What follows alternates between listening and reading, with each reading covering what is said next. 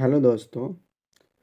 आज के इस क्लास में हम पढ़ाने जा रहे हैं और बताने जा रहे हैं टाइप 9 मैथ के जो 1 से टाइप 8 तक बताए हैं। आप प्लीज़ एक बात मत भूलिएगा, जितने भी आपके बोर्ड में क्वेश्चन आएंगे वो सब इसी टाइप के क्वेश्चन आएंगे। एमसीक्यू का अलग क्लास चलेगा, प्रैक्टिस सेट अलग चलेगा। ये ऐसे हम पढ़ा रहे हैं क्रैश कोर्स, जो बच्चे नहीं पढ़े हैं या छूट गया उनके लिए बहुत यूजफुल है, ठीक है। या जो अच्छा नंबर लाना चाहते हैं, तो एक भी टाइप ऐसा नहीं है कि हम क्वेश्चन छोड़ेंगे, सब टाइप पढ़ाएंगे।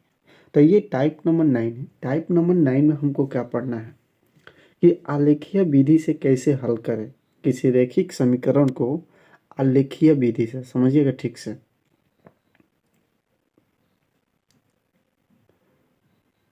आलेखीय विधि से हल करें।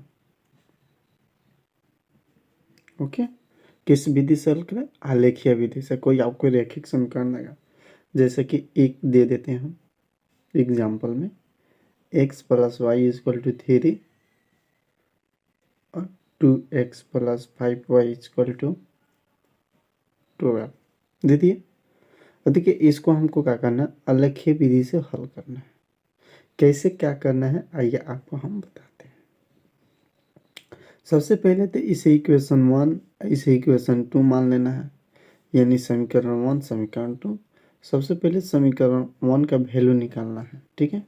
तो समीकरण 1 से हम देख रहे हैं कि एक हम मान सारणी बनाएंगे इस तरह।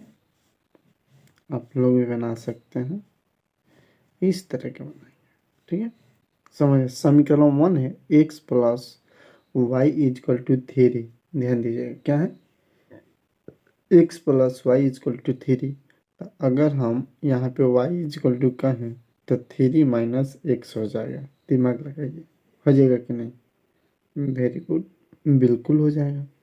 अब हम क्या करते हैं, यहाँ पे x लिख देते हैं, यहाँ पे y लिख देते हैं। दिमाग लगाइएगा, यहाँ पे x लिखें, यहाँ पे y। अब अपने मन से x का मान आप रखेंगे। आप कहिएगा सर अपने मन से मतलब अपने मन से 0 1 2 3 4 आज जो मान रखना है ना, 3 में से उसको माइनस कर देना है और y के मान में लिख देना है। देखो, x का मान अपने से रखना है और जो x का मान रखेंगे वो 3 में से माइनस कर देना है और उसके बाद y की जगह पर रख देना है। तो हम सपोज 0 रख रहे हैं, तो अगर 0 x का मान रखें तो 3 में से 0 जाएगा तो क्या बचेगा? 3 ही बचेगा। बोले किसी को प्रॉब्लम नहीं। अब हम क्या करें, इसका x का मान 3 रख देते हैं। समझिएगा ठीक से, 3। आप कहिएगा सर 3 आपकी मर्जी, आप 2 3 4 कुछ भी रखिए, जो हम रखना वैसे भी रख सकते हैं, नहीं भी रख सकते, आपकी मर्जी। तो यहाँ पे 3 रखेंगे बाबू, तो 3 से 3 जाएगा तो क्या हो जाएगा? 0 हो जाएगा। ये हो गया। फिर एक समीकरण है 2। ध्यान दीजिएगा, एक क्या है समीकरण 2। समीकरण 2 का भी हम क्या करेंगे, इसी तरह एक एथी करेंगे, बना लेंगे टेबल।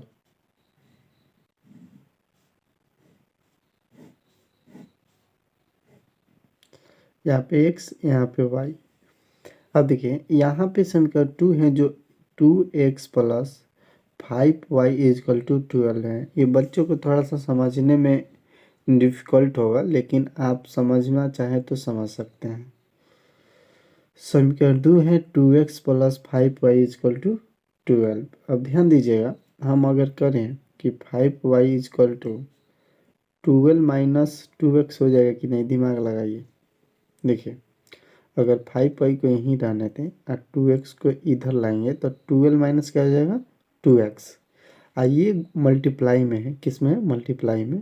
इस साइड आएंगे तो डिवाइड में हो जाएंगे, यानी 12 माइनस 2x अब y में 5। अब जो वर्क हम इसमें किए थे इसके पहले वाले में, वही वर्क सेम टू सेम इसमें करेंगे। देखिए कैसे, जैसे कि बाबू यहाँ पे हम क्या रखने जा रहे हैं, अगर सपोजिट 1 रख देते हैं, आप भी कुछ भी रखते हैं, ऐसा बाउंडेशन नहीं कि आप क्या रखें।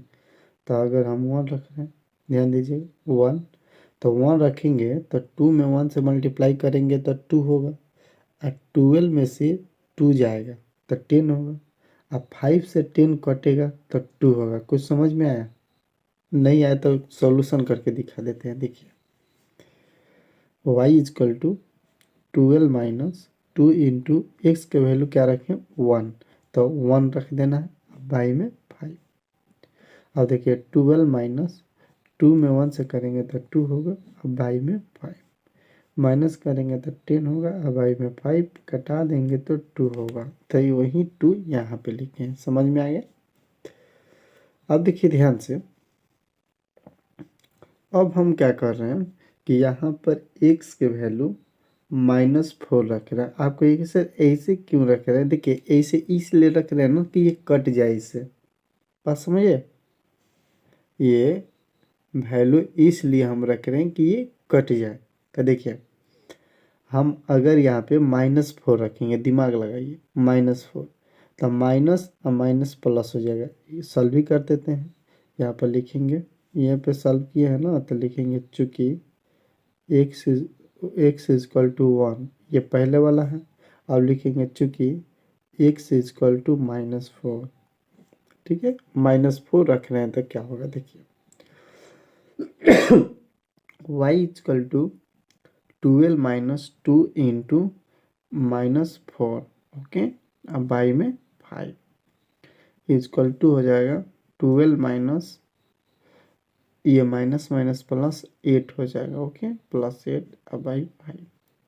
आप ऐड करेंगे तो 20 होगा, अब बाई में 5 होगा, कटा देंगे तो क्या हो जाएगा 4, यानी हमने -4 रखा तो +4 है। जब ये बन जाए ये दोनों आपसे, तो उसके बाद क्या करना पता है? उसके बाद आपको ये y और ये x लेना है, ठीक है, y x लेना है। इस पे सबसे ज्यादा जो है वो 4 है 1 2 3 4, 1 2 3 4, 1 2 3 4, 1 2 3 4।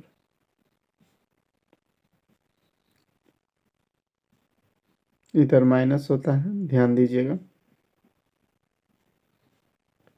इधर में माइनस। देखिए आप इसे मेजर करके लीजिए, माप के लीजिएगा, इसके बीच का जो डिस्टेंस है ना इक्वल होना चाहिए। देखिए यहाँ पर थोड़ा ज़्यादा हो गया है, कम, तो हम समझा रहे हैं, आप जब बनाएंगे पेपर में परीक्षा में तो बीच का डिस्टेंस जो है इक्वल होना चाहिए। अब चलिए एक बात को समझिए, ठीक है, अब यहाँ पे x के वैल्यू 0 और y के वैल्यू 3, तो कोई भी यहाँ पे x होता है x डैश y डैश, ठीक है। तो यहाँ पे ध्यान दीजिएगा कि यहाँ पे क्या होता है, x का वैल्यू 0 यहाँ पे होता है, अब y का वैल्यू 3 जहाँ है वहीं होगा, अगर प्लस है तो ऊपर और माइनस है तो नीचे। अब देखिए तो 0 x यहाँ पे आ गया और y3 यहाँ पे आ गया, तो जहाँ पे y3 आया वहाँ पे इस तरह कर दे, क्योंकि इसके सामने लेना है। तो 0 के सामने अगर यहाँ पे होता अगला वैल्यू तो यहाँ आता, जहाँ पे होता वहाँ चला जाता, और यहाँ पे ब्रैकेट में आप लिख भी देंगे 0,3, ओके। अब देखिए सेकेंड है 3,0, यानी x का वैल्यू थी, देखो जो पहला है वो x के, दूसरा y का, तो x का वैल्यू 3 यहाँ पे, 0 यहाँ पे, तो इसके समान यहाँ पे आएगा, यहाँ पर लिख देंगे 3,1, 3,0। अब इसको क्या करना है बाबू, प्लीज दोनों को मिला देना। देखिए थोड़ा सा लाइनें हमारा एकदम स्ट्रेट नहीं हुई है, लेकिन जब आप मिलाइएगा ना तो एकदम स्ट्रेट मिलाइएगा, ओके, एकदम सीधा होना चाहिए, ओके। ये आपका पहला इक्वेशन हो गया।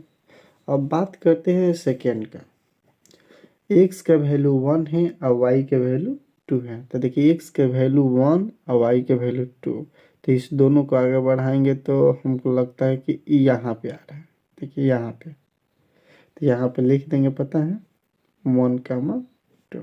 ओके, सेकेंड जो वैल्यू है -4, 4, तब -4 मतलब देखिए यहाँ पे x का वैल्यू, अब +4 y का मतलब यहाँ पे, तो इस दोनों को आगे बढ़ाएंगे, इसको भी आगे और इसको भी आगे, तो सपोजिट हमको लगता है कि यहाँ पे मिलेगा, यहाँ पे इसको भी आगे और इसको भी आगे। और जब यहाँ पर मिला तो देखो आप ये जो है ना आप और आगे बढ़ा सकते हो, ठीक है, क्योंकि यहाँ पे स्पेस नहीं था तो हम थोड़ा सा छोटा रखे हैं, आप आगे बढ़ा सकते हो। इस दोनों को मिला दो, और ये जो पॉइंट है ना इसके कुछ नाम होगा, इसका इस पॉइंट का काम है 4, -4। ओके, तो इसको हम क्या किए, मिला दिए, -4, ओके, इसको मिला दिए। ये आपका ग्राफ जो है बन गया आलेखीय विधि से सॉल्यूशन हो गया, जहाँ पे दोनों काटते हैं ना वो उसका आंसर होता है। देखिए 1, 2 पर काटे हैं ना, तो इसका आंसर जो होगा 1, 2 होगा, इसका मतलब x के मान 1 होगा, y के मान 2 होगा। इस इक्वेशन को सॉल्व कीजिएगा तो ओके, बात समझ में आ गया।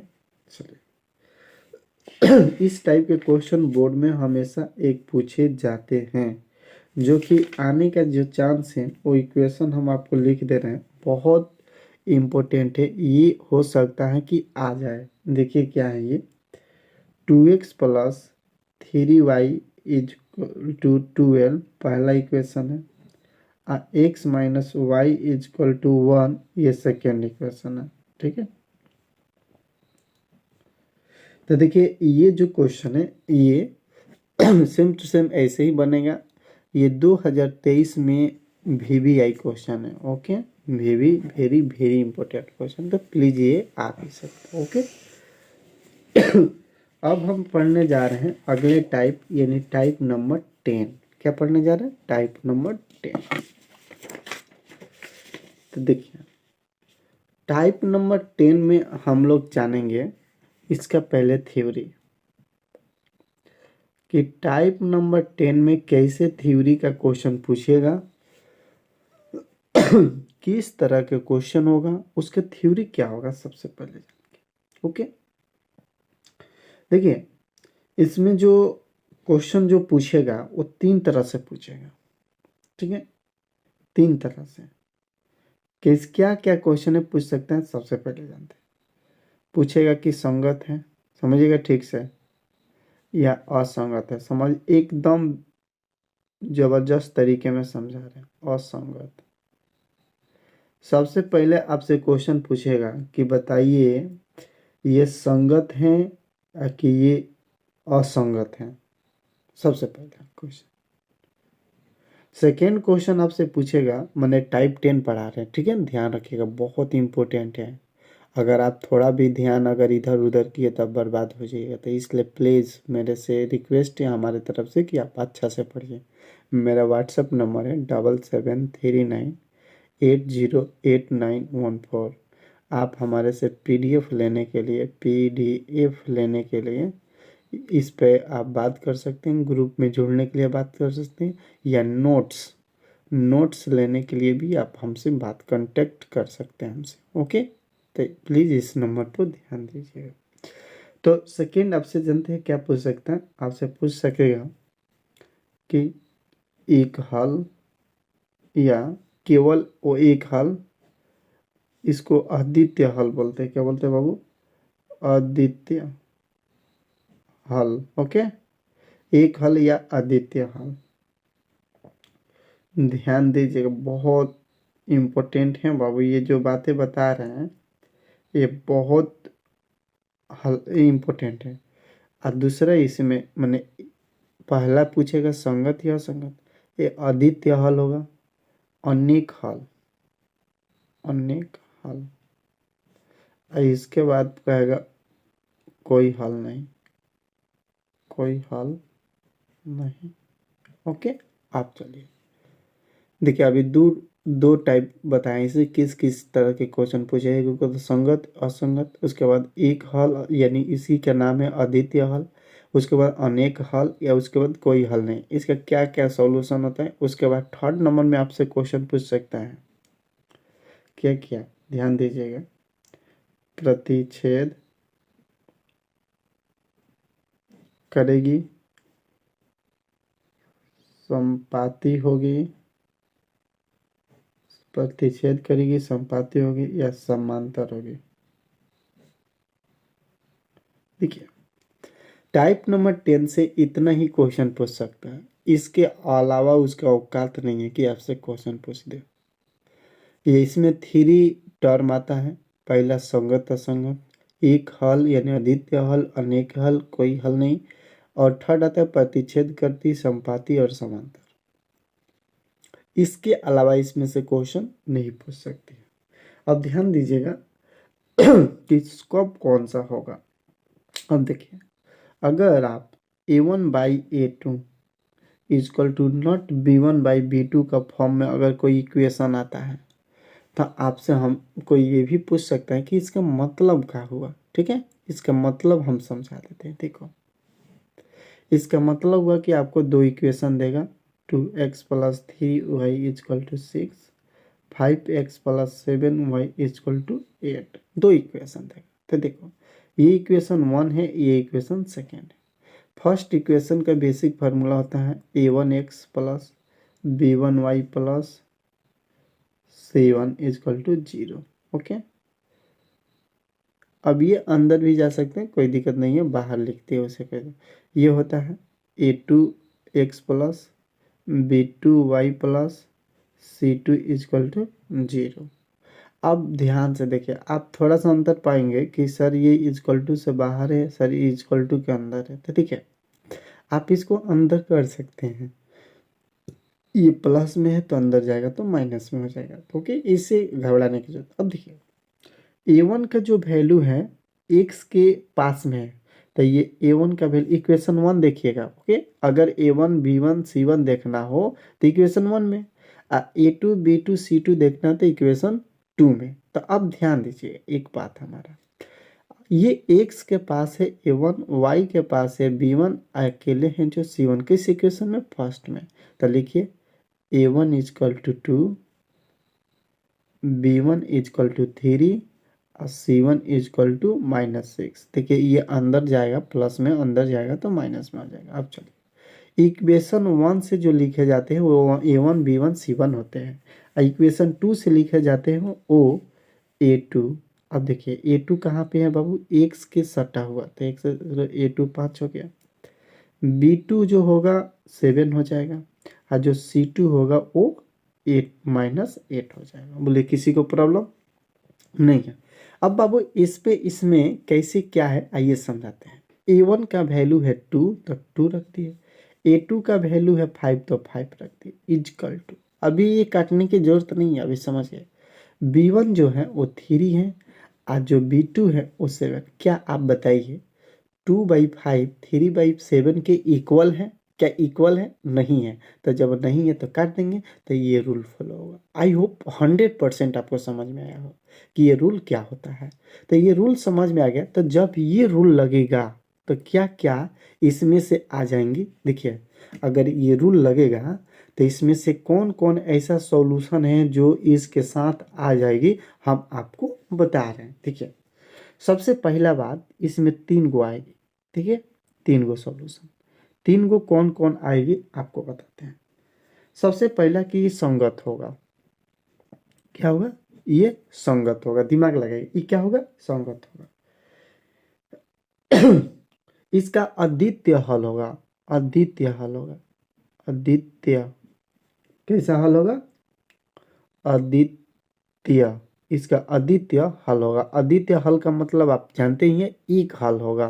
कैसा हल होगा, एक हल होगा। ओके, ये भी समझ, आप अगर नहीं आए समझ में तो प्लीज़ ज़रूर बताइएगा। ठीक है, अगर आप नहीं बताइएगा तो प्लीज़ प्रॉब्लम होगा, तो इसलिए आप अगर बताते हैं तो मेरे लिए भी सही रहेगा और आप लोगों के लिए भी तो बहुत सही रहेगा। ठीक है, तो इसका अद्वितीय हल माने केवल एक हल होता है। अब ये संगत होगा, उसके बाद ये प्रतिच्छेद करेगा, इसका जो रेखाएं होगा वो क्या करेगा, प्रतिच्छेद, प्रतिच्छेद करेगा। यही 3 जो कंडीशन है इस पे अप्लाई होता है। तो मुझे विश्वास है कि 100% आप समझ गए होंगे। अब बात करते हैं हम ये फर्स्ट फार्मूला हो गया। सेकेंड फार्मूला का सेकेंड बाबू होता है A1/B1 is equal to B1/B2 is equal to not C1/C2।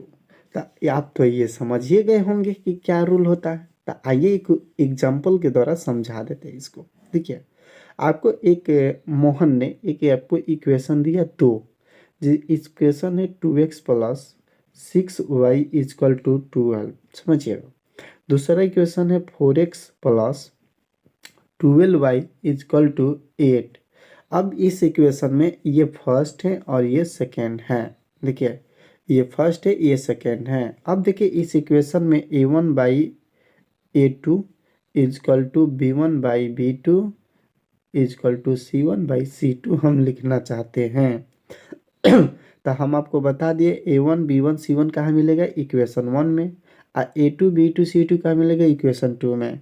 तो इक्वेशन 1 में x के पास जो होगा वो A1 होगा, y के पास होगा वो B1 होगा, और जो अकेले होगा वो C1 होगा। तो चलिए A1 का वैल्यू है 2 और A2 का वैल्यू है 4, B1 का वैल्यू है 6 और B2 का वैल्यू है 12, और C1 का वैल्यू अंदर जाएगा तो -12, आइए अंदर जाएगा तो -8। ठीक है, ये हो जाएगा 4 2 जा 2 जा 4 और 6 2 जा 12। अब ध्यान दीजिएगा, ये कटेगा तो ये 4 होगा, और ये कटेगा 6 होगा, फिर कटेगा 2 होगा, ये 3 होगा। तो ध्यान दीजिएगा यहाँ पे क्या आंसर आया, 1/2 1/2 इजक्वल टू माइनस से माइनस तो कट जाएगा 3/2। तो ध्यान दीजिए मेरे प्यारे स्टूडेंट, आप ही ये इसके इक्वल हैं, लेकिन बट ये इसके इक्वल नहीं है, तो इसलिए यहाँ पे इक्वल टू नॉट लगेगा। वहीं ये फार्मूला शो कर रहा है। ओके, आई होप आप समझ गए। इसमें भी 3 कंडीशन होते हैं। सबसे पहला कंडीशन क्या है, दूसरा क्या है, तीसरा क्या है, इसको समझते हैं। ठीक है, देखिए इसमें सबसे जो पहला कंडीशन आता है कि ये असंगत होता है। क्या होता है, असंगत होता है। सबसे पहला कंडीशन है कि ये असंगत होता है, इसका कोई हल नहीं होता है, इसका कोई माँ बाप नहीं होता है, कोई हल नहीं होता है। ओके, इसका कोई हल नहीं होता। एक बात याद रखिएगा, इसका कोई हल का मतलब ये हुआ कि इसका कोई सॉल्यूशन ही नहीं होता है, याद रखिए। ठीक है, और इसकी जो रेखाएं होती है वो समांतर होती हैं। क्या होती है, समांतर होती हैं। समांतर का मतलब पता है क्या होता है, जैसे ये लाइन है और फिर एक ये लाइन है, तो इसको बोलते हैं समांतर। ओके, जैसे कोई ग्राफ खींचेगा ना, मान लीजिए इसके ग्राफ खींचिएगा तो ऐसे आई है, तो एक और आएगी जो ऐसे आएगी, इसके समांतर आएगी। ओके, समझ गए। ओके, इसी का थर्ड फार्मूला है जो आपको हम समझा दें। थर्ड है A1/A2 equal to B1/B2 is equal to C1/C2। आप तो समझ ही गए होंगे, इसका मतलब हुआ इसका वैल्यू, इसका वैल्यू, इसका तीनों आपस में क्या हो, इक्वल हो। तो इसमें भी तीन एथी होता है, मतलब 3 कंडीशन होता है इसमें भी। तो सबसे पहला कंडीशन इसमें क्या है पता है, इहो भी समपाती होती है। क्या होती है, समपाती होती है, याद रखिएगा। ठीक है, ये क्या होगी, समपाती होगी। और क्या होगी बाबू, अगर ये समपाती के साथ साथ ये इसका अनेक हल होगा। क्या होगा, अनेक हल। अनेक हल का मतलब आप लोग जानते ही हैं। उसके बाद समपाती, अनेक हल, अगर समपाती हो गया, अनेक हल हो गया। अब हम बताएं ये संगत होगा कि असंगत होगा, तो क्या कोई बताएगा।